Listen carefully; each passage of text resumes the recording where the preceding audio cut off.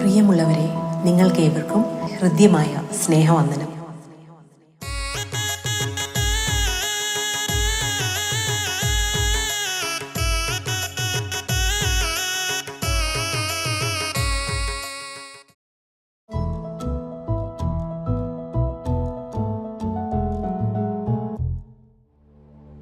സോഫിയേ, കുറച്ച് കഞ്ഞി കുടിഞ്ഞെടുക്കേ. ദേ വരുന്നു അച്ഛാ, കുറച്ചൊന്ന് ചൂടാക്കാൻ വെച്ചേക്കുവാ. എല്ലാരും കഞ്ഞി കുടിച്ച് കഴിയാറായി. അവളെ കണ്ടില്ലേ അപ്പ? വെച്ച് നുള്ളിക്കൊണ്ടിരിക്കുക. അച്ചാച്ചന്റെ കാര്യം നോക്കിയാൽ മതി, എനിക്കറിയാം കഞ്ഞി കുടിക്കാൻ.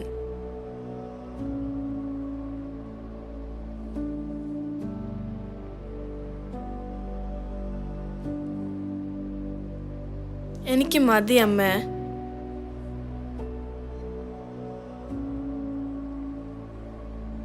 ലേശം അച്ചാർ കുടിഞ്ഞെടുക്കണേ. ഉണ്ടായിരുന്ന അച്ചാറെല്ലാം കഴിഞ്ഞു. ഞാൻ അച്ചാനോട് പറയാനിരിക്കുമായിരുന്നു. പിന്നെ ഇനി വാങ്ങുമ്പോൾ നാരങ്ങ വാങ്ങിയാൽ മതി, അതാവുമ്പോൾ അന്നമോളും കഴിച്ചോളും.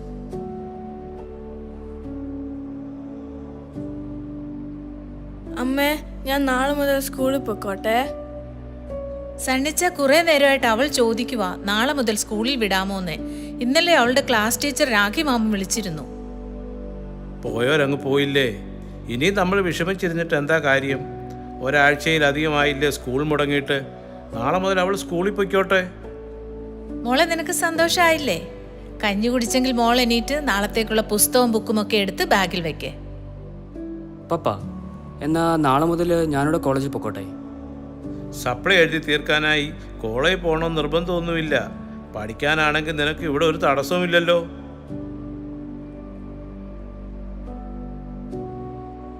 അമ്മേ, അമ്മമ്മയുടെ മേശന്ന് കിട്ടിയ പേപ്പറാ ഇത്. എവിടെ? ഇങ്ങെടുത്തേ മോളെ, അമ്മ നോക്കട്ടെ.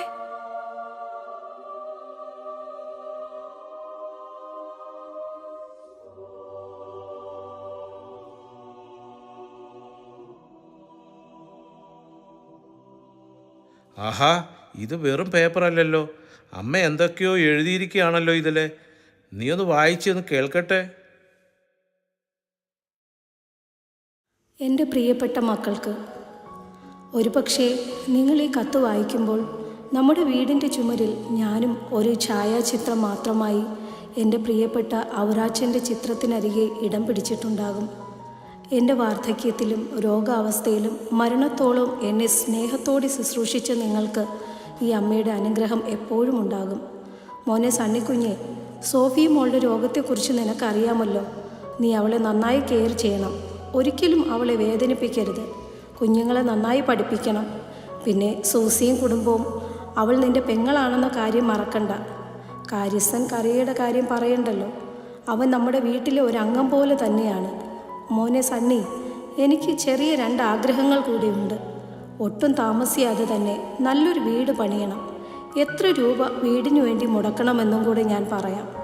നമ്മുടെ വീടിൻ്റെ പണി ആരംഭിക്കുന്നതിന് മുമ്പ് തന്നെ നമ്മുടെ നാട്ടിൽ സ്വന്തമായ കിടപ്പാടമില്ലാത്ത ഒരാളിനെ കണ്ടെത്തി നല്ലൊരു വീട് പണിത് കൊടുക്കണം. ആ വീടിനു വേണ്ടി എത്ര രൂപയാണോ ചെലവായത് അതിനു തുല്യമായ തുക ഉപയോഗിച്ച് വേണം നമ്മുടെ വീടും പണിയുവാൻ. പിന്നെ നമ്മുടെ അന്നമോളുടെ വിവാഹം. എടാ മോനെ, നമ്മുടെ കൊച്ച് വിവാഹപ്രായമാകുമ്പോൾ ആദ്യം ചെയ്യേണ്ടത് ഈ നാട്ടിലെ ഏറ്റവും സാധു കുടുംബത്തിലെ ഒരു പെൺകൊച്ചിൻ്റെ വിവാഹ ചിലവ് മുഴുവൻ ഏറ്റെടുത്ത് നന്നായി നടത്തി കൊടുക്കണം. എന്നിട്ട് അതിന് തുല്യമായ കാശ് ഉപയോഗിച്ച് വേണം നമ്മുടെ അന്നക്കൊച്ചിൻ്റെ വിവാഹ ചിലവ് നടത്താൻ. പിന്നെ അപ്പൻ ധാരാളം സ്വത്ത് സമ്പാദിച്ചിട്ടുണ്ടെന്ന് കരുതി ആർഭാടം കാണിക്കാനോ നാട്ടുകാരെ ബോധ്യപ്പെടുത്താനോ ശ്രമിക്കേണ്ട. ജീവിക്കാൻ വേണ്ടി മാത്രം ഉപയോഗിക്കുക. അർഹതപ്പെട്ടവർക്ക് കൊടുക്കുന്നതിന് ഒരു കുറവും വരുത്തരുത്. അതൊക്കെ മാത്രമേ നമുക്ക് അവസാനം സമ്പാദ്യമായിട്ട് കാണത്തുള്ളൂ. ഈ വീടിൻ്റെയും നമ്മുടെ പറമ്പുകളുടെ എല്ലാം ആധാരങ്ങളും ബാങ്ക് അക്കൗണ്ട് വിവരങ്ങളും കണക്കുകളും എല്ലാം തന്നെ നമ്മുടെ അലമാരയിൽ സൂക്ഷിച്ചു വെച്ചിട്ടുണ്ട്. പിന്നെ ഇതുവരെയും ഞാൻ സൂക്ഷിച്ചിരുന്ന നമ്മുടെ അലമാരയുടെ താക്കോൽ എൻ്റെ സോഫി മോളെ ഏൽപ്പിക്കണം എന്ന് ഒത്തിരി സ്നേഹത്തോടെ ത്രേസ്യ ഔറാച്ചൻ. കണ്ടില്ലേ, നമ്മുടെ അമ്മയ്ക്ക് നമ്മളോടുള്ള സ്നേഹവും കരുതലും. നിനക്കൊരിക്കലെങ്കിലും എൻ്റെ അമ്മയെ മനസ്സുകൊണ്ട് സ്നേഹിക്കാൻ കഴിഞ്ഞിട്ടുണ്ടോ? ഒരമ്മയുടെ സ്നേഹവും കരുതലും തിരിച്ചറിയാൻ വൈകിപ്പോയ മഹാപാപിയാണ് അച്ഛാ ഞാൻ. ആ പാദത്തിലൊന്ന് കെട്ടിപ്പിടിച്ച് മാപ്പപേക്ഷിക്കാൻ പോലും അവസരം തരാതെ പോയല്ലോ സണ്ണിച്ച നമ്മുടെ അമ്മ. ജീവനോടെ ഇരുന്നപ്പോൾ അമ്മയെക്കുറിച്ച് കുറ്റം മാത്രമല്ലേ നീ പറഞ്ഞിട്ടുള്ളൂ. മക്കൾക്ക് വേണ്ടി ജീവിക്കുന്നതിനിടയിൽ സ്വയം ജീവിക്കാൻ മറന്നു പോകുന്നവരാടി അപ്പനും അമ്മയും. ആ, മരണത്തിന് ശേഷം മനസ്സിലാക്കിയിട്ടും സ്നേഹിച്ചിട്ടും എന്താ കാര്യം? വേണ്ട സണ്ണിച്ച, എനിക്കിനി ജീവിക്കണ്ട. ഓർക്കും തോറും എന്നോട് തന്നെ എനിക്ക് വെറുപ്പ് തോന്നുന്നു. ദൈവം പോലും എന്നോട് പൊറുക്കില്ല അച്ഛാ. അമ്മേ കരയല്ലേ അമ്മേ? പപ്പ അമ്മേനോട് കരയില്ലേന്ന് പറ പപ്പ. നീ ഒന്ന് സമാധാനിക്കേ. എല്ലാം കഴിഞ്ഞില്ലേ? ഇനി ആവശ്യമില്ലാതെ അതും ഇതുമൊക്കെ പറഞ്ഞ് നിന്റെ രോഗം കൂട്ടണോ? തൽക്കാലം എൻ്റെ സോഫി മോള് മെഡിസിനൊക്കെ എടുത്ത് കഴിച്ച് കിടന്നുറങ്ങാൻ നോക്കേ. ഇനി നീ കഴിഞ്ഞ കാര്യങ്ങളൊന്നും ഓർക്കണ്ട. എങ്ങനെയാ അച്ഛാ അതൊക്കെ എനിക്ക് മറക്കാൻ കഴിയുന്നേ? സണ്ണിച്ചൻ പറ, ഞാൻ എങ്ങനെയാ മറക്കുന്നേ? ഫെയ്ത്ത് ബീറ്റ്സ് മീഡിയ അവതരിപ്പിക്കുന്നു പ്രായശ്ചിത്തം.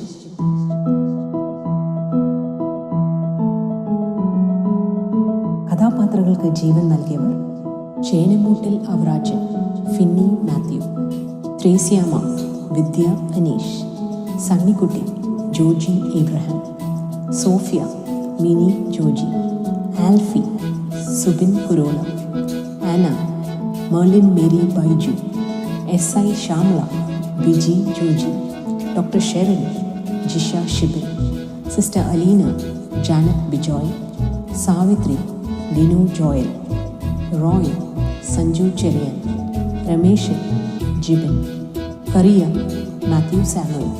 സാങ്കേതിക സഹായം ജോജി മാത്യു, ബൈജു MJ. ഗാനരചന അനീഷ് ശ്രീധരൻ.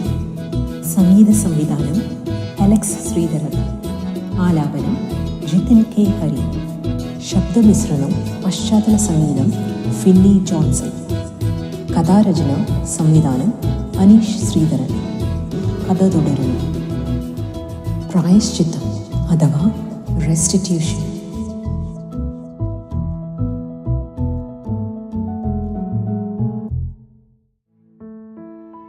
അമ്മയുടെ വേർപാടിൽ മുറിവേറ്റ മനസ്സുമായി കഴിയുന്ന സോഫിയയുടെ ഓർമ്മകളിലൂടെ ഒരു യാത്ര.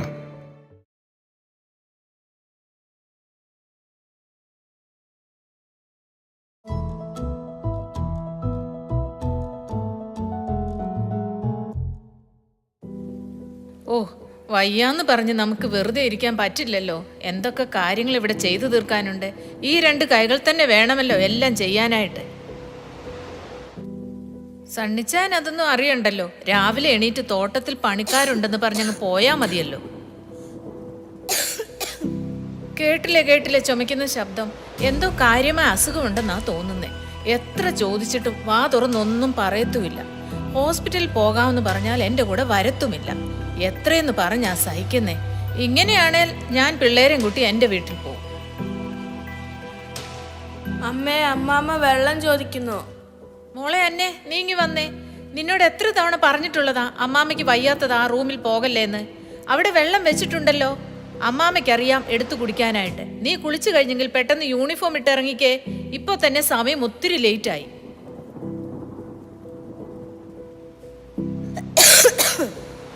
മോളെ, ഫ്ലാസ്കിലെ വെള്ളം തീർന്നതുകൊണ്ടാണ് ചോദിച്ചത്.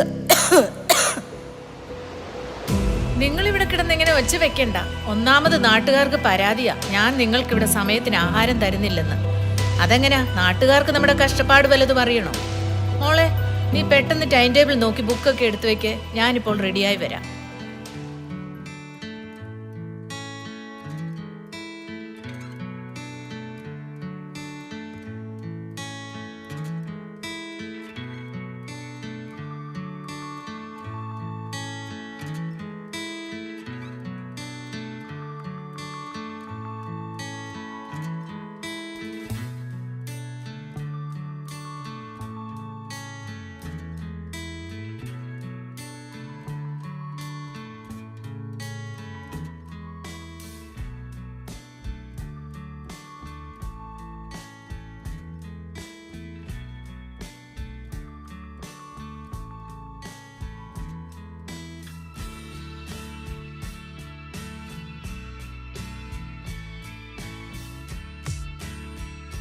അമ്മാമ്മേ, ബൈ ബൈ. ഞാൻ സ്കൂളിൽ പോവാണേ.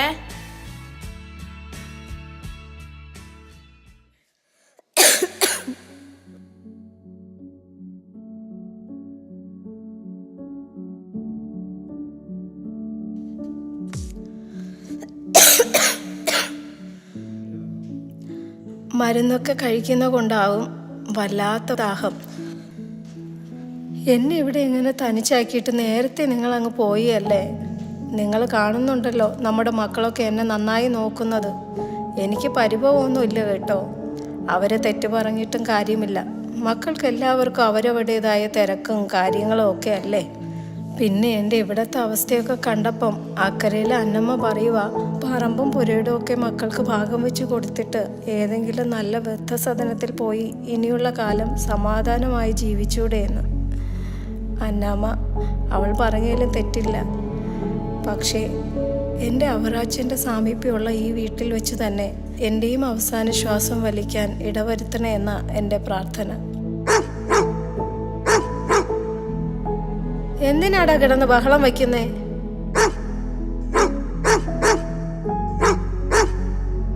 പതിവില്ലാതെ ആരോ വരുന്നുണ്ടെന്നാ തോന്നുന്നേ. ഇവിടെ ആരുമില്ലേ? ആരാ ഈ നേരത്ത്?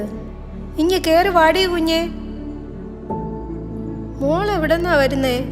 ഈ അമ്മയ്ക്ക് ആളെ മനസ്സിലായില്ല. ഈ വലിയ കണ്ണടയൊക്കെ ഇരിക്കുന്ന കൊണ്ടാവും. ഞാൻ ഇവിടുത്തെ സ്റ്റേഷനിലെ സബ് ഇൻസ്പെക്ടർ ശ്യാമളയാണ്, അതായത് SI ശ്യാമള. ആ അത് പറ. കൊച്ചിൻ്റെ വരവും പാവവും ഒക്കെ കണ്ടപ്പോഴേ തോന്നി ഏതോ കൂടിയ ആളാണെന്ന്. എന്താണാവോ SI മാഡം വന്നതിൻ്റെ ഉദ്ദേശം? ഞാനൊരു പരാതിയുടെ സത്യാവസ്ഥ അന്വേഷിക്കാൻ വന്നതാണ്. നിങ്ങളുടെ ഇളയ മകൻ സണ്ണിയുടെ ഭാര്യ സോഫിയ, അതായത് അമ്മയുടെ മരുമകൾ, അമ്മയെ മാനസികമായും ശാരീരികമായും പീഡിപ്പിക്കുന്നുവെന്ന് അടുത്ത വീട്ടിൽ നിന്ന് എനിക്കൊരു പരാതി കിട്ടിയിട്ടുണ്ട്. അത് ശരിയാണോ എന്ന് അന്വേഷിക്കാൻ വന്നതാ. മാഡം വന്നത് എന്തായാലും നന്നായി. ഈ പരാതി എഴുതി തന്ന സൂസന്നയുടെ രോഗം വേറെയാ. കഴിഞ്ഞ വർഷം വരെ നമ്മുടെ ഏലക്കാത്തോട്ടം പാട്ടത്തിനെടുത്തിരുന്നത് അവളുടെ കെട്ടിയും തൊമ്മിച്ചാനായിരുന്നേ. ഇത്തവണ എൻ്റെ മോൻ സണ്ണി അത് മറ്റാർക്കോ കൊടുത്തെന്നാ കേട്ടെ. അതിൻ്റെ പരിഭവം അവൾക്ക്. പിന്നെ എൻ്റെ മരുമകൾക്ക് ഇത്തിരി സൗന്ദര്യം കൂടിപ്പോയതിൻ്റെ അസൂയയും ഈ നാട്ടുകാർക്കുണ്ടേ. സാറിന് അറിയാൻ മേല, സാറ് പുതിയതല്ലേ. മാഡം ഇരിക്ക്, ചായ കുടിച്ചിട്ട് പോയാൽ മതി. മൊബൈൽ നമ്പർ തന്നാൽ എനിക്ക് എന്തെങ്കിലും ആവശ്യം വന്നാൽ ഞാൻ SI ശ്യാമള മാഡത്തിനെ നേരിട്ട് വിളിച്ചോളാം. ഞാനിപ്പോൾ പോകുന്നു. ചിലപ്പോൾ സ്റ്റേഷൻ വരെ ഒന്ന് വരേണ്ടി വരും. This time, Ojo goes over the top, doesn't quite get it in the nets or even out in the middle after such a long period of time. Goes searching for it instead of waiting and playing the ball under your eyes. Fair enough. It's been a while. And this time, Ojo goes over the top, doesn't quite get it. മോനെ, നീ ഇവിടെ ഉണ്ടായിരുന്നോ? ഇത്ര ഉച്ചത്തിൽ TV വെച്ചാ ഞാൻ വിളിച്ചാ പിന്നെ എങ്ങനെയാ കേൾക്കുന്നേ? വീട്ടിനകത്ത് എന്ത് സംഭവിച്ചാലും നീ അറിയില്ലല്ലോ. നീ അതിന്റെ സൗണ്ട് ഒന്ന് കുറയ്ക്ക്. എൻ്റെ അമ്മമ്മ ഇന്ത്യയുടെ ഫയൽ മാച്ച് നടക്കുക. ഇത്ര സൗണ്ട് ഉണ്ടെങ്കിലേ കളി കാണാൻ ഒരു സുഖമുള്ളൂ. അതേടാ, നീ ഇത്ര ശബ്ദത്തിൽ വെച്ചില്ലെങ്കിൽ ചിലപ്പോൾ ഇന്ത്യ തോറ്റാലോ.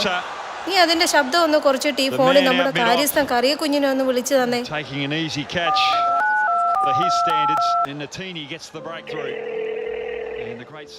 എടാ കറിയ കുഞ്ഞേ, ഞാൻ ത്രേസിയാണേ.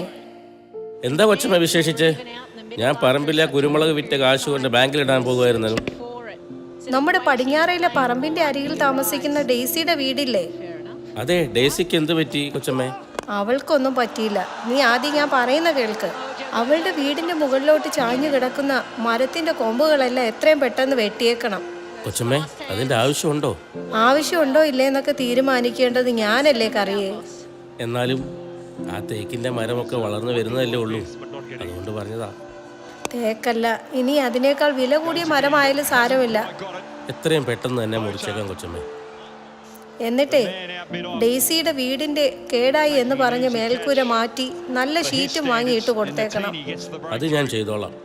എന്നാലും നമ്മുടെ സണ്ണി കൊച്ചിനോട് ഒരു വാക്ക്.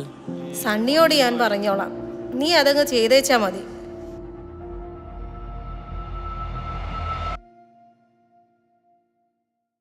ഇവിടെ നമ്മൾ എത്ര സമ്പാദിച്ചു കൂട്ടിയിട്ടും ഒരു കാര്യമില്ലെന്നേ. ഒന്നും നമുക്ക് കൂടെ കൊണ്ടുപോകാൻ പറ്റില്ലല്ലോ.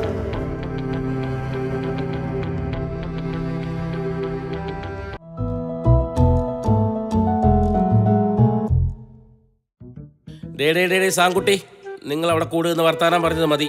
കൂലി വാങ്ങാൻ നേരത്തെ ഈ കാണുന്ന തകർച്ചയൊന്നും ഇല്ലല്ലോ. ആരോട് പറയാൻ? സണ്ണിക്കുട്ടി എന്നോടല്ലേ ചോദിക്കുള്ളൂ. വർക്കിച്ചേട്ടാ, ആഞ്ഞു വെട്ടല്ലേ, ചിലപ്പോൾ മണ്ണിന് വേദനിച്ചാലോ. ഡാ രാജേഷേ, നീ ചെന്നാ ഷീറ്റൊന്ന് വിരിച്ചിട്ടേ. ഓ, എന്തൊക്കെ പണിയെടുക്കണം ഞാനിവിടെ. എന്നാലും ത്രേസ്യ കൊച്ചമ്മ പറയുന്ന ഞാനിവിടെ ഒന്നും പണിയെടുക്കുന്നില്ലെന്ന്. ആരാ വരുന്ന പതിവില്ലാതെ? കണ്ടിട്ട് സോഫി കുഞ്ഞാണെന്ന് തോന്നുന്നു. എന്തിനാണാവോ ഈ വഴിക്ക്? ചിലപ്പോൾ പണിക്കാരുടെ കണക്കെടുക്കാൻ വല്ലോ ആയിരിക്കുമോ? കറിയച്ച, പണിക്കാരിന്ന് കുറവാണല്ലോ. തെങ്ങിന് തടമെടുപ്പ് ഈ ആഴ്ച കൊണ്ട് കഴിയുമോ? തീരും കൊച്ചേ, നാളെ മുതൽ കൂടുതൽ പണിക്കാരെ നിർത്തുന്നുണ്ട്. പിന്നെ കൊച്ചെന്താ പതിവില്ലാതെ തോട്ടത്തിലോട്ട്? അത്യാവശ്യമായി കറിയച്ചനെ കണ്ടൊരു കാര്യം പറയണമെന്ന് തോന്നി, അതുകൊണ്ടാ ഇതുവഴി വന്നേ. എന്നാ പിന്നെ കൊച്ചിന് കുടിക്കാൻ വെള്ളം വല്ലതും എടുക്കട്ടെ? വെള്ളമൊന്നും വേണ്ട കറിയാച്ച, ഞാൻ വന്ന കാര്യം പറയാം. നമ്മുടെ ആൽഫി ഇല്ലേ, അവനെ അധികം താമസിയാതെ ഒരു വിവാഹം കഴിപ്പിക്കണമെന്നാ ഞങ്ങളുടെ തീരുമാനം. മീശ പോലും നന്നായി കേൾക്കാത്ത കൊച്ചു ചെറുക്കനല്ലേ കൊച്ചെ നമ്മുടെ ആൽഫി മോൻ. ആ, നിനക്കതൊക്കെ പറയാം. അവൻ എന്തൊക്കെയോ ചില ചുറ്റിക്കളികളുള്ളതായ ഒരു സൂചന കിട്ടിയിട്ടുണ്ട്. കൊച്ചമ്മ, അതിപ്പോൾ നമ്മുടെ നാട്ടിലെ ട്രെൻഡല്ലേ ഈ അറേഞ്ച് പ്രണയ വിവാഹം? എല്ലാ വലിയ വീടുകളിലും അതല്ലേ ഇപ്പം നടക്കുന്നത്. നമ്മുടെ ആ ചാർലിയുടെ മോനും അങ്ങനെയല്ലേ കെട്ടിയേ? ആ, അതാ എനിക്കിപ്പോ പേടി. ആ രീതിയൊന്നും എൻ്റെ വീട്ടിൽ വേണ്ട. അവൻ്റെ താഴെ ഒരു പെൺകൊച്ചാ നിൽക്കുന്നേ. അതുകൊണ്ടാ എത്രയും പെട്ടെന്ന് തന്നെ വേണമെന്ന് പറഞ്ഞേ. കറിയാച്ചൻ്റെ അറിവിൽ ഏതെങ്കിലും പാവപ്പെട്ട വീട്ടിലെ UK-യിലോ കാനഡയിലോ മറ്റോ ഉള്ള പെൺപിള്ളേരുണ്ടെങ്കിൽ പറ. അതാവുമ്പോൾ അവൻ അവിടെ ചെന്ന് സുശേഷ വേലയും ചെയ്യാമല്ലോ. സത്യം പറഞ്ഞാൽ അവൻ്റെ കുഞ്ഞുനാളിൽ ഞങ്ങൾ അവനെ മിഷനറി ആക്കാമെന്ന് നേർന്നിട്ടും കൂടിയുള്ളതാ. കൊച്ചാ പറഞ്ഞത് 100% ശരിയാ. എനിക്കറിയാവുന്ന പലരും ഇപ്പം UK-യിലോട്ടല്ലേ മിഷൻ ട്രിപ്പ് തന്നെ പോകുന്നത്. നമുക്ക് വലിയ ഡിമാൻഡ് ഒന്നുമില്ല കേട്ടോ. അത്യാവശ്യം ദൈവഭയവും നല്ലവണ്ണം അമ്മയപ്പന്മാരെ നോക്കുന്നവളും കൂടെ ആയിരിക്കണം. പിന്നെ ഒറ്റ കൊച്ചു മാത്രമുള്ള വീട്ടിലെ ആയാൽ അത്രയും നല്ലത്. അതാവുമ്പോൾ സ്ത്രീധനത്തെക്കുറിച്ച് ചോദിക്കാനോ പറയാനോ നിൽക്കണ്ടല്ലോ. കൊച്ചു അതൊക്കെ ഈ കറിയായോട് പറയണോ? എനിക്കറിയില്ലേ.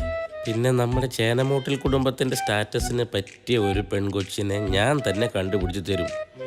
കൊച്ചു ധൈര്യമായിട്ട് പോക്കോ, ഈ കറിയ ഏറ്റു.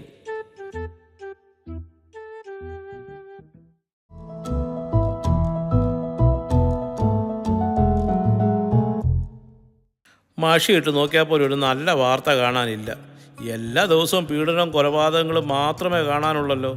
സോഫി, നമ്മുടെ മോൻ ഇന്നും കറുത്ത ടീഷർട്ട് തന്നെ ആണല്ലോ ഇട്ടുകൊണ്ട് പോയേക്കുന്നേ. ആരോട് പറയാൻ? എത്ര പറഞ്ഞാലും കേൾക്കില്ല. ഇന്ന് ടൗണിൽ മന്ത്രിമാരുടെ പ്രോഗ്രാം എന്തൊക്കെയോ നടക്കുന്നത് പത്രത്തിൽ കൊടുത്തിരിക്കുന്നു. എന്താടാ കൈസരെ കടന്ന് ഒച്ച ഉണ്ടാക്കുന്നത്? ഇന്ന് ആഹാരമൊന്നും കിട്ടിയില്ലോടാ നിനക്ക്? സണ്ണിച്ചോ, ഇവിടെ ആരുമില്ലേ? ആഹാ, നിങ്ങളായിരുന്നോ? കേറി വന്നാ പോരായിരുന്നോ? ഇരിക്കെ രമേശ, റോയി ഇരിക്കെ. സണ്ണിച്ച, എന്തൊക്കെയുണ്ട് വിശേഷം? നല്ല വിശേഷം. പിന്നെ ഇങ്ങനെ പോയാൽ നമ്മളെ പോലുള്ള കർഷകർ റബ്ബർ മരം മുറിച്ച് വിൽക്കുകയെ നിവർത്തിയുള്ളൂ. കണ്ടില്ലേ, വീണ്ടും വില കുറയാൻ സാധ്യതയുണ്ടെന്ന്. അച്ഛൻ ഒന്നുകൊണ്ട് പേടിക്കേണ്ട. ഇലക്ഷൻ ഒന്ന് വന്നോട്ടെ, റബ്ബറിന്റെ വില 300 മുകളിൽ പോകും. സോഫിയെ, നല്ല 2 ചായ ഇഞ്ഞെടുത്തേ. 2 അല്ല 3 എടുത്തോ. ഓ, ചായ ഒന്നും എടുക്കണമെന്നില്ല അച്ഛാ. സണ്ണിച്ചാൻ ഇപ്പൊ പഴയതുപോലെ ആ വഴിക്കൊന്നും കാണാറേയില്ലല്ലോ. ഓ, എന്തോ പറയാനാ. അപ്പനില്ലാത്തതിൻ്റെ ബുദ്ധിമുട്ട് സത്യത്തിൽ ഇപ്പോഴാണ് ഞാൻ മനസ്സിലാക്കുന്നത്. എല്ലായിടത്തും ഈ ഞാൻ തന്നെ ഓടി എത്തണ്ടേ. പിന്നെ സണ്ണിച്ച, ഞങ്ങൾ വന്ന കാര്യം പറയാം. സണ്ണിച്ചാൻ അറിവുള്ളതാണല്ലോ നമ്മുടെ നാട്ടിലെ ആദ്യത്തെ സാംസ്കാരിക കൂട്ടായ്മയായ സ്നേഹദീപം. അവറാച്ചൻ മുതലാളിയുടെ കൂടെ പരിശ്രമത്തിൻ്റെ ഫലമായി ആരംഭിച്ചതാണിത്. അതിൻ്റെ വാർഷിക സമ്മേളനം ഇങ്ങനെ അടുത്ത് വരുന്ന സമയത്ത് സണ്ണിച്ചാൻ തന്നെ അതിൻ്റെ കമ്മിറ്റിക്കൊന്നും വരാതെ ഇങ്ങനെ മാറി നിൽക്കുന്നത് ഒട്ടും ശരിയായ കാര്യമല്ല. അല്ല, സണ്ണിച്ചാൻ ഇനി അഥവാ എന്തെങ്കിലും അഭിപ്രായ വ്യത്യാസം ഉണ്ടെങ്കിൽ തന്നെ അതെല്ലാം പരിഹരിച്ച് നമ്മളൊക്കെയല്ല കൂടെ നിന്ന് ഈ പരിപാടിയൊക്കെ വിജയിപ്പിക്കേണ്ടത്. റോയിയുടെ രമേശിന്റെ മക്കളൊക്കെ സുഖമായിരിക്കുന്നല്ലോ അല്ലേ? എല്ലാവരും സുഖമായിട്ടിരിക്കുന്ന ചേച്ചി. ഞാൻ ഇങ്ങോട്ടാ പോരണേന്ന് പറഞ്ഞപ്പോൾ ലേഖയ്ക്ക് എന്നോടൊപ്പം വരണമെന്നാ പറഞ്ഞു. ഞങ്ങൾക്കും അങ്ങോട്ടൊക്കെ ഇറങ്ങണമെന്നുണ്ട്. സമയം കിട്ടണ്ടേ രമേശ? എന്നാൽ നിങ്ങളിരിക്കെ, കിച്ചണിൽ കുറച്ച് ജോലിയുണ്ട്. ഞാനിതാ വരുന്നത് കേട്ടോ. നമ്മൾ പറഞ്ഞു വന്ന കാര്യം വിട്ടുപോയി. സ്നേഹദീപത്തിൻ്റെ കീഴിൽ ഈ നാട്ടിലെ പാവങ്ങൾക്കെല്ലാം വീട് വെച്ചു കൊടുത്തു. എത്രയോ സാധുക്കളുടെ വിവാഹങ്ങൾ നടത്തി കൊടുത്തു. അങ്ങനെ പറഞ്ഞാൽ തീരാത്ത എത്രയെത്ര കാര്യങ്ങളാണ് നമ്മൾ ചെയ്തത്. അതാ പറഞ്ഞ സണ്ണിച്ച, നമ്മൾ ഒരുമിച്ച് നിന്നാൽ ഇനിയും അതുപോലെയൊക്കെ ചെയ്യാൻ കഴിയുമെന്ന് എനിക്ക് ഉറപ്പുണ്ട്. നിങ്ങൾ ഇങ്ങോട്ട് വന്നതേ അപ്പുറത്തെ ലോനപ്പഞ്ചേട്ടനോ മറ്റോ കണ്ടായിരുന്നോ? ഇല്ല അച്ഛാ, ഞങ്ങളെ ആരും കണ്ടില്ല. എന്തു പറ്റി? അതേതായാലും നന്നായി. തൽക്കാലം നിങ്ങളിവിടെ വന്ന കാര്യം ആരും അറിയണ്ട. ഇനി ഇത് മതി നിങ്ങളോട് വിശദീകരണം ആവശ്യപ്പെടാൻ. റോയിയും രമേശനും അല്ലേ? എത്ര നാളായി മക്കളെ നിങ്ങളെയൊക്കെ കണ്ടിട്ട്. എല്ലാവരും ഒക്കെ സുഖമായിരിക്കുന്നുണ്ടല്ലോ. ഞങ്ങളെല്ലാവരും സന്തോഷമായിട്ടിരിക്കുന്നു. വല്യമ്മയ്ക്ക് ഇപ്പോൾ എങ്ങനെ ഇരിക്കുന്നു? എന്ത് പറയാനാ മക്കളെ, വയസ്സും പ്രായമൊക്കെ ആയില്ലേ. ദൈവത്തിൻ്റെ കരുണയാൽ എണീറ്റിങ്ങനെ നടക്കുന്നു. ഞങ്ങൾ സ്നേഹദീപത്തിൻ്റെ ഒരു കാര്യം സംസാരിക്കാൻ വേണ്ടി ഇങ്ങോട്ട് ഇറങ്ങിയതാ. അതേതായാലും നന്നായി. ഞാൻ അകത്തിരുന്ന് എല്ലാം കേൾക്കുന്നുണ്ടായിരുന്നു മക്കളെ. നാടിൻ്റെ നന്മയ്ക്ക് വേണ്ടി ഇത്തരം കൂട്ടായ്മകൾ നിലനിൽക്കുക തന്നെ വേണം. ഇത്തവണത്തെ വാർഷിക പരിപാടിയിൽ ചേനമുട്ടിൽ അവറാച്ചൻ മകൻ സണ്ണിയുടെ വകയായി സമൂഹ വിവാഹം കൂടെ ഉൾപ്പെടുത്തിക്കോ. പിന്നെ എൻ്റെ സണ്ണിക്കുഞ്ഞ്, എല്ലാ നല്ല കാര്യത്തിന് നിങ്ങളോട് കൂടെ ഉണ്ടാകും. ധൈര്യമായിട്ട് പൊയ്ക്കോ മക്കളെ നിങ്ങൾ.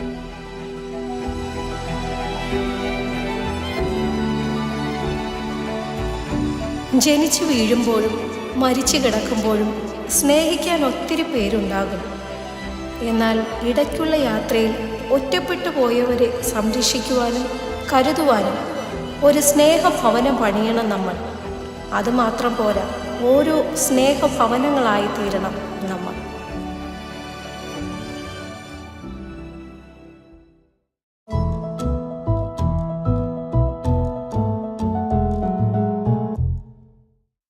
അച്ചായ, സമയം എത്രയായെന്ന വിചാരം? കണക്ക് നോക്കിയത് മതി, വന്ന് കിടക്കാൻ നോക്ക്. നീ കിടന്നോളൂ, എനിക്ക് കുറച്ചുകൂടി കണക്ക് നോക്കി തീർക്കാനുണ്ട്.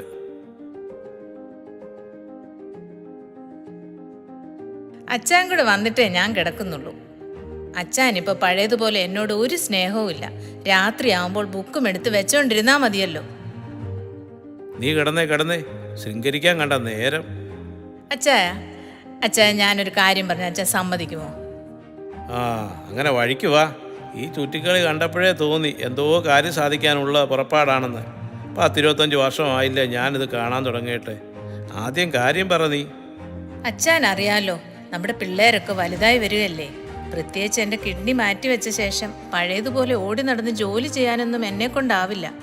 പിന്നെ അച്ചായനോട് എത്ര നാളായി ഞാൻ പറയുന്നു നമുക്കൊരു ചെറിയ വീട് വേണമെന്ന്. നമുക്ക് തൽക്കാലം സമാധാനമായി താമസിക്കാൻ ഒരു വീടുണ്ടല്ലോ. സ്വന്തമായൊരു വീട് വേണമെന്നാ പറഞ്ഞേ. അല്ലെങ്കിൽ തന്നെ ഈ വീട് അമ്മ നമുക്ക് എഴുതി തന്നിട്ടൊന്നുമില്ലല്ലോ. ഇതുവരെ സ്വന്തമായിട്ട് എന്തെങ്കിലും സേവിങ്സ് ഉണ്ടോ നമുക്ക്? ഈ കാണുന്ന പറമ്പും സ്ഥലവും ഒക്കെ നമുക്കും അവകാശപ്പെട്ടതല്ലേ. അച്ചായൻ എന്തെങ്കിലും ശ്രദ്ധിക്കാറുണ്ടോ? എത്ര തേങ്ങയാ വെട്ടുന്നേ, എത്ര ടൺ അവക്കാടയാ കയറ്റി അയക്കുന്നേ, ഈ വിറ്റ് കിട്ടുന്ന കാശില എന്താ ചെയ്യുന്നേ? അല്ല, അത് നോക്കാൻ മാത്രം നിങ്ങളുടെ അമ്മയ്ക്ക് ഒരു അസുഖവും ഇല്ല. ഇതിനെല്ലാം കൂട്ടിനാ കാര്യസ്ഥൻ കറിയും. പിന്നെ നിങ്ങൾ ഇപ്പോഴും കുഞ്ഞെന്നാ അമ്മയുടെ വിചാരം. അതേടി, അപ്പനമ്മമാർക്ക് മക്കൾ എന്നും ചെറിയ കുട്ടികൾ തന്നെ. അതൊക്കെ ശരിയായിരിക്കാം. നമുക്കൊരു പെൺകൊച്ചും വളർന്നു വരുന്ന കാര്യം അറിയാലോ. അമ്മയുടെ ചികിത്സ, മാസത്തിലൊരിക്കൽ ചെക്കപ്പ്, എത്ര രൂപയാ ഓരോ മാസവും ചിലവാകുന്നേ? വല്ല കണക്കുണ്ടോ? നമ്മളിവിടെ ഇങ്ങനെ നിൽക്കുന്നത് കൊണ്ടല്ലേ. ഒന്നുകിൽ ആ ദുബായ്ക്കാരി സൂസിയും ക്ലീറ്റസും ഇവിടെ വന്ന് നിന്ന് അമ്മയെ നോക്കട്ടെ, അല്ലെങ്കിൽ അവരെന്താന്ന് വെച്ചാൽ ചെയ്തോളും. അമ്മയുടെ കാര്യത്തിൽ അവർക്കും ഉത്തരവാദിത്വം ഉണ്ടല്ലോ. അല്ല, ഇത്രയൊക്കെ പറയാൻ വേണ്ടി ഇപ്പൊ ഇവിടെ എന്താ ഉണ്ടായേ? എത്ര നാളായി ഞാൻ ചോദിക്കുന്നു, എല്ലാ മാസവും ചെക്കപ്പിന് കൊണ്ടുപോകാനായിട്ട് നമ്മുടെ അമ്മയ്ക്ക് എന്താ അസുഖമെന്ന്. അല്ലെങ്കിൽ ചെക്കപ്പിന് പോകുമ്പോൾ എന്നെ കൂടെ കൊണ്ടുപോയാൽ എന്താ കുഴപ്പം? അല്ല, അഥവാ അങ്ങനെ പറയാൻ പറ്റാത്ത അസുഖം വല്ലതുമാണെങ്കിൽ ഞാനും പിള്ളേരും എന്ത് ധൈര്യത്തിലായി വീട്ടിൽ കഴിയുന്നേ? ഇങ്ങനെയാണെങ്കിൽ എനിക്കും ചില തീരുമാനങ്ങൾ എടുക്കേണ്ടി വരും. നിർത്തടി നിന്റെ വർത്തമാനം. ഇനി ഒരു അക്ഷരം പോലും എൻ്റെ അമ്മയെക്കുറിച്ച് മിണ്ടി പോരുത്. നാളെ നീ ജോലിക്ക് പോകണ്ട. അന്നയെ സ്കൂളിൽ വിട്ട ശേഷം നമുക്ക് ഒരുമിച്ച് അമ്മയെ ചികിത്സിക്കുന്ന ഡോക്ടറെ കാണാനൊന്ന് പോകണം. എൻ്റെ അമ്മയുടെ അസുഖം എന്താണെന്ന് അറിഞ്ഞാൽ നിനക്ക് സമാധാനമാകുമല്ലോ. അതിനുശേഷം നിനക്ക് ഇഷ്ടമുള്ള എന്ത് തീരുമാനവും എടുക്കാം. തടയില്ല നിന്നെ ഞാൻ.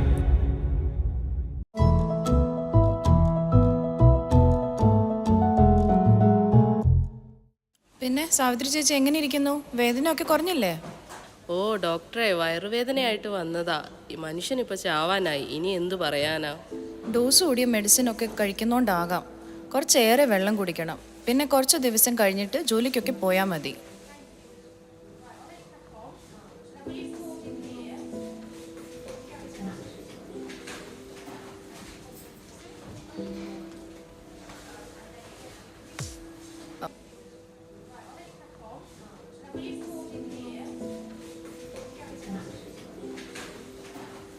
വേദനയ്ക്കുള്ള മരുന്നാണ്. പെയിൻ ഉള്ളപ്പോൾ മാത്രം കഴിച്ചാൽ മതി. മറ്റു ബുദ്ധിമുട്ടൊന്നും ഇല്ലെങ്കിൽ 1 മാസം കഴിഞ്ഞിട്ട് പിന്നെയും കാണാം. ആ ശരി ഡോക്ടർ.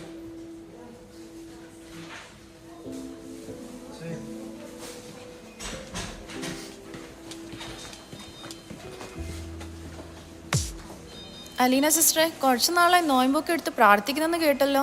കല്യാണം വല്ലതും ആയോ? ഏയ്, കല്യാണം കഴിക്കാൻ പ്രായമൊന്നും ആയിട്ടില്ല എനിക്ക്.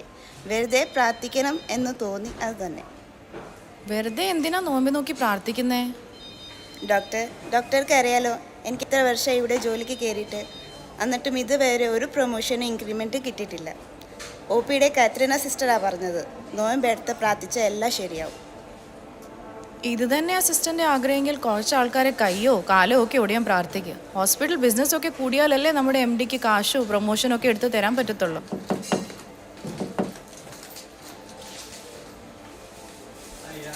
Doctor, 2 patients are waiting.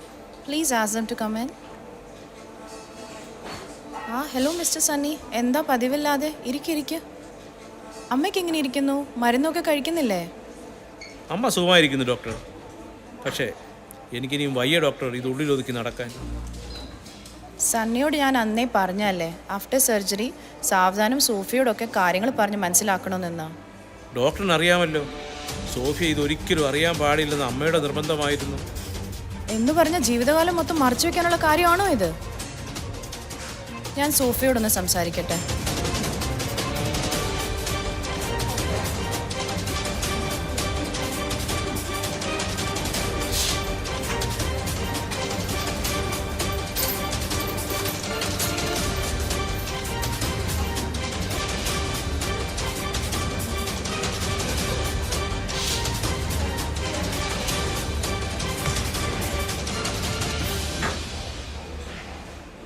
നോക്കൂ മിസ്റ്റർ സണ്ണി, ഓപ്പറേഷൻ ശേഷം നിങ്ങൾ കാര്യങ്ങളൊക്കെ പറഞ്ഞ് മനസ്സിലാക്കാമെന്ന് എന്നോട് പറഞ്ഞുകൊണ്ട് മാത്രമാണ് ഞാൻ അന്നേ ഈ കാര്യങ്ങൾ പറയാതിരുന്നത്.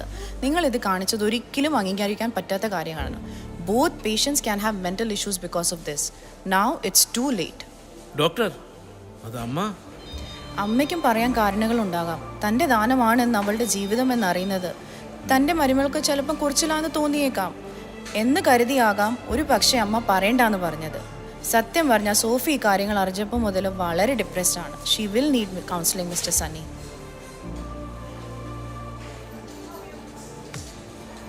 അച്ചായ, ഡോക്ടർ പറഞ്ഞല്ലേ സത്യമാണോ? നമ്മുടെ അമ്മയാണോ എനിക്ക് കിഡ്നി തന്ന് എൻ്റെ ജീവൻ രക്ഷിച്ചേ? എന്തിനാ അച്ചായ എന്നിൽ നിന്ന് ഇത് ഒളിപ്പിച്ചു വെച്ചേ? എന്നെ പോലത്തെ ഒരു മഹാഭാവി ലോകത്തിൽ ഉണ്ടാകത്തില്ല. എന്തൊക്കെയാ ഞാൻ എൻ്റെ അമ്മയെ പറഞ്ഞേ? അച്ചായ പറ, എന്താ നേരത്തെ പറയാൻ ഈ കാര്യം? അതൊക്കെ ഞാൻ പറയാം, നീ ഒന്ന് സമാധാനിക്കേ. അധികം ഒച്ച വെക്കല്ലേ, ഇതൊരു ഹോസ്പിറ്റലാണ്. ഇല്ല അച്ഛാ, ഞാൻ ഒച്ച വെക്കില്ല. പക്ഷെ അച്ചായൻ ഒരു കാര്യത്തിന് എനിക്ക് അനുവാദം തന്നേ മതിയാകൂ. എന്തിനാ നിനക്ക് അനുവാദം വേണ്ടേ? പറഞ്ഞു, ധൈര്യമായി പറഞ്ഞു. നീ ഞാൻ എൻ്റെ ജോലി രാജിവെക്കുന്നു. ഇനി ഞാൻ ജോലിക്ക് പോകുന്നില്ല അച്ഛാ. അതൊന്നും വേണ്ടാടോ. അതിനിപ്പോ ഇവിടെ എന്താ ഉണ്ടായേ? ഇല്ല അച്ഛാ, എനിക്ക് അമ്മയെ ശുശ്രൂഷിക്കണം. സൂസി ഏർപ്പാടാക്കി ഹോം നഴ്സിനോട് വരണ്ടെന്ന് പറയണം. ഞാൻ നോക്കാം നമ്മുടെ അമ്മയെ. ഒരിക്കൽ പോലും മനസ്സോടെ അമ്മയെ നോക്കുവാൻ എനിക്ക് കഴിഞ്ഞിട്ടില്ല.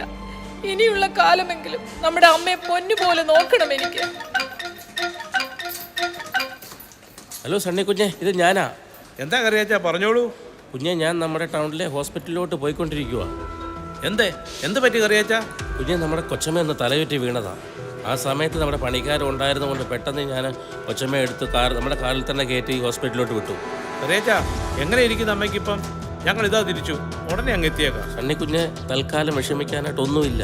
നീ വീട്ടിൽ ചെന്നിട്ട് അത്യാവശ്യ സാധനങ്ങൾ എടുത്ത് വന്നാൽ മതി. അല്ലെങ്കിൽ തന്നെ എന്തെങ്കിലും അത്യാവശ്യത്തിന് ആൽഫിമോൻ ഞങ്ങളുടെ കൂടെ ഉണ്ടല്ലോ. ശരി അറിയാച്ചാ, ഞങ്ങൾ അങ്ങ് വന്നേക്കാം. അച്ഛാ, എന്ത് പറ്റി നമ്മുടെ അമ്മയ്ക്ക്? പറയച്ചാ, എന്താ പറ്റിയേ? വാ, പെട്ടെന്ന് അങ്ങോട്ട് പോകാം നമുക്ക്.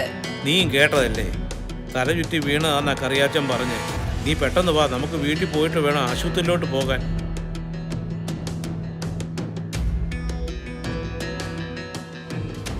എന്റെ ദൈവമേ, അമ്മയ്ക്ക് ആപത്തൊന്നും വരുത്താതെ ദീർഘായുസോടെ കാത്തുകൊള്ളണേ.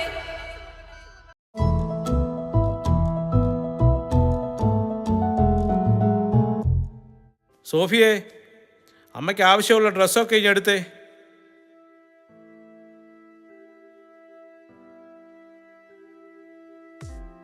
നീ അപ്പുറത്തെ മറിയാമ്മ ചേച്ചിയോട് ഇന്നത്തേക്ക് ഇവിടെ വന്ന് നിൽക്കാൻ പറ. അല്ലെങ്കിൽ അന്നമ്മോട് തനിച്ചാകില്ലേ?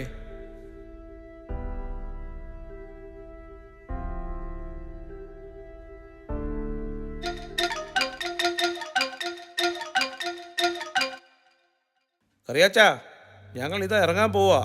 മോനെ സണ്ണിക്കുഞ്ഞെ, ചിലതൊക്കെ നമ്മൾ സഹിച്ചല്ലേ പറ്റത്തുള്ളൂ. കറിയാച്ചാ, കാര്യം എന്താണെന്ന് വെച്ചാൽ തെളിച്ചു പറ. അമ്മയ്ക്കിപ്പോൾ എങ്ങനെ ഇരിക്കുന്നു? നീ തിരക്ക് കൂട്ടി ഇപ്പം ഇങ്ങോട്ട് വരേണ്ട കാര്യമില്ല. നമ്മുടെ എല്ലാമായ കൊച്ചമ്മ പോയടാ മക്കളെ. എൻ്റെ അമ്മേ, ഞാനിത് എങ്ങനെ സഹിക്കും?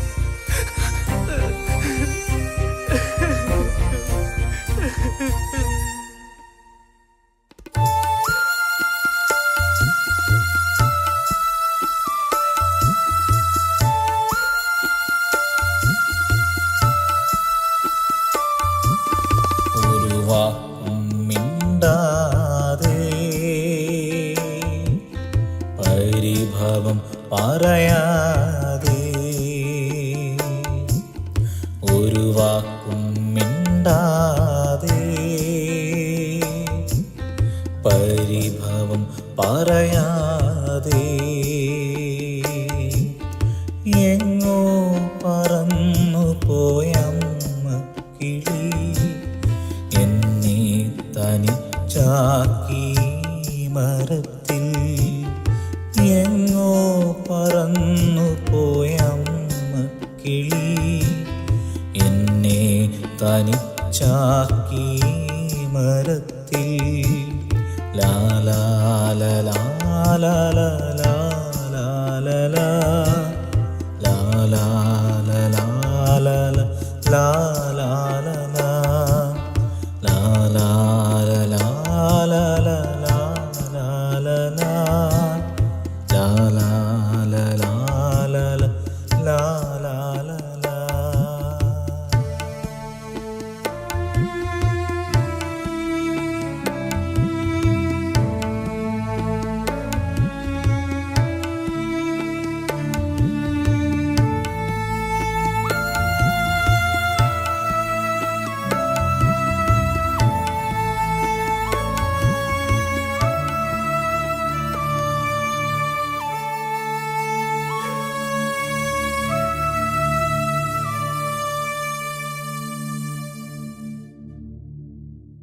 സോഫി, എടി സോഫി. എന്തേ എന്തേ അച്ഛാ, ഞാൻ എവിടെയാ? അമ്മ, നമ്മുടെ അമ്മയെ ഞാനിപ്പോ കണ്ടല്ലോ. എവിടെ പോയിച്ചാ നമ്മുടെ അമ്മ? എനിക്കിപ്പോ അമ്മയെ കാണണം. നീ നന്നായി വേർക്കുന്നുണ്ടല്ലോ. അതാ പറയുന്നേ, ആവശ്യമില്ലാത്ത ഒന്നും ഓർക്കല്ലെന്ന്. ഇല്ലച്ചാ, ഇനി ഞാൻ ആ പഴയ കാര്യങ്ങളൊന്നും ഓർക്കില്ല. ഇപ്പോഴാ എൻ്റെ സോഫി മോള് നല്ലൊരു കുട്ടിയായേ. നീയും നാളെ മുതൽ തന്നെ ജോലിക്ക് പോയിക്കോ. ഇവിടെ ഇങ്ങനെ തനിച്ചിരിക്കുമ്പോഴാവശ്യമില്ലാത്ത ഓരോ ചിന്തകൾ തോന്നുന്നേ. ഇല്ല ഇല്ലച്ചാ, എന്നെ ജോലിക്ക് പോകാനായി നിർബന്ധിക്കരുത്. ഞാൻ പോകുന്നില്ല. ആ, അതേതായാലും നന്നായി. വൈകിയാണെങ്കിലും എൻ്റെ മോൾക്ക് നല്ല ബുദ്ധി തോന്നിയല്ലോ. ഡോക്ടർ പ്രത്യേകം പറഞ്ഞതാ നിനക്ക് നല്ല റെസ്റ്റ് അത്യാവശ്യമാണെന്ന്. ഞാൻ മറ്റു ചില തീരുമാനങ്ങൾ കൂടെ എടുത്തു അച്ഛാ. അച്ഛൻ അത് സമ്മതിക്കണം. സമ്മതിച്ചേ മതിയാകൂ. നീ ആദ്യം കാര്യം പറയടോ, എന്നിട്ടല്ലേ സമ്മതിക്കുന്നേ? അമ്മയുടെ ആഗ്രഹം പോലെ സ്നേഹദീപത്തിന്റെ കീഴിൽ ആശ്രയമില്ലാത്ത മാതാപിതാക്കളെ സംരക്ഷിക്കുന്നതിനായി ഒരു സ്നേഹഭവനം തുടങ്ങണം. അതൊക്കെ നല്ല കാര്യം തന്നെ. പക്ഷെ ഇപ്പൊ നമുക്ക് കെട്ടിടമോ മറ്റു സാഹചര്യങ്ങളോ ഒന്നും ഇല്ലല്ലോ. തൽക്കാലം നമ്മുടെ ഈ വീട് തന്നെ ധാരാളം. ഒരമ്മയ്ക്ക് പകരം 1000 അമ്മമാരെ സംരക്ഷിക്കുകയും സ്നേഹിക്കുകയും ചെയ്യണം എനിക്ക്. എന്റെ തെറ്റുകൾക്ക് പ്രായശ്ചിത്തമായിട്ടെങ്കിലും.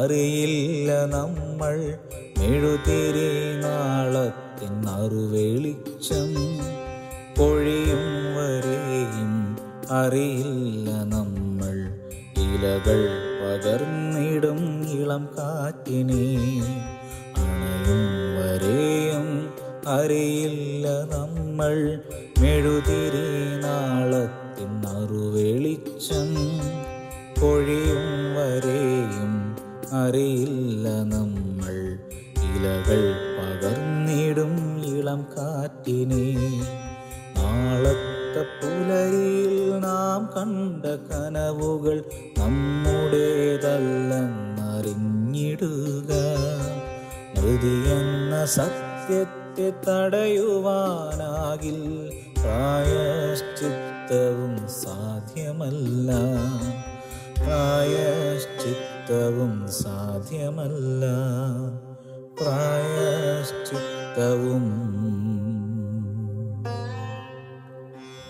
സാധ്യമല്ല.